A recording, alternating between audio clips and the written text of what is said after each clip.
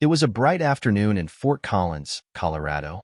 The park was alive with laughter, joggers pacing along the winding trails, and families enjoying picnics under the shade of towering oak trees.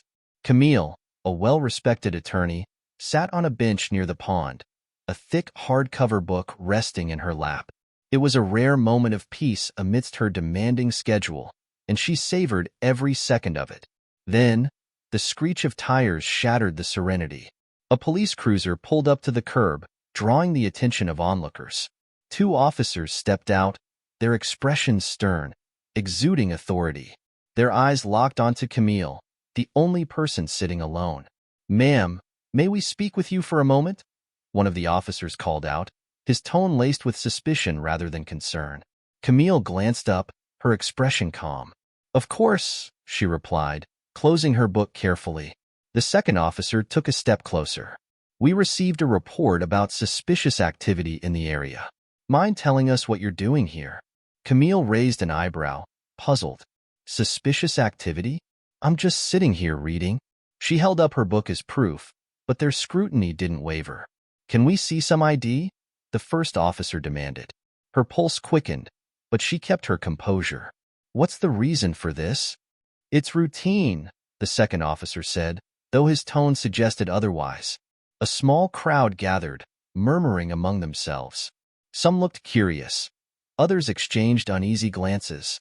Camille sighed, reaching into her bag for her wallet. As she handed over her driver's license, the first officer studied it with unnecessary intensity. "Camille Johnson," he read aloud, almost mockingly. "What's your business here, Miss Johnson?" She inhaled deeply, choosing her words carefully. "I live in this city. I came to enjoy the park. Is that a problem?" The officer's lips tightened. "We'll see." He returned her ID but didn't step away. Instead, they continued their questioning, each inquiry feeling less like routine and more like an interrogation. "Do you always carry a book like that around?" one sneered. "Are you alone here, or waiting for someone?"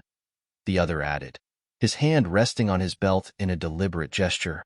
Camille had handled countless tense situations in court, but this was different. The imbalance of power was stark, their words edged with something she recognized all too well. She kept her voice steady. "I'm not answering any more questions unless you tell me what I'm being accused of."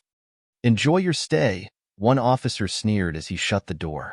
Camille sat on the cold bench, replaying the moment over and over.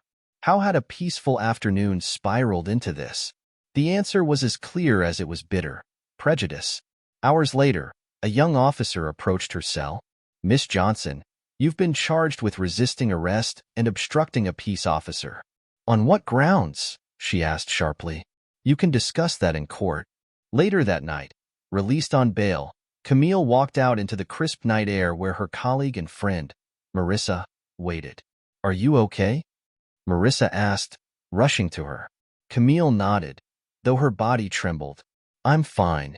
Marissa wasn't convinced. "What are you going to do?" Camille's voice was steady. "Fight back." That night, she sat at her kitchen table, surrounded by legal pads and open books, outlining a civil rights lawsuit. The evidence against them was overwhelming. A week later, the courtroom was packed as she delivered her ruling. The role of law enforcement is to protect and serve with integrity. When that power is abused, it erodes public trust. Officers Carter and Daniels acted with unnecessary force, disregarding the principles they swore to uphold. Her verdict was firm: suspension without pay, mandatory retraining, and a formal disciplinary record. As the courtroom emptied, Officer Carter hesitated before turning to her. "Your Honor, I'm sorry." It wasn't enough, but it was a start. Later, at a community meeting, an elderly woman gripped Camille's hand. "Thank you," she said, her voice trembling. "What you did means the world to us." Camille smiled. "This is just the beginning."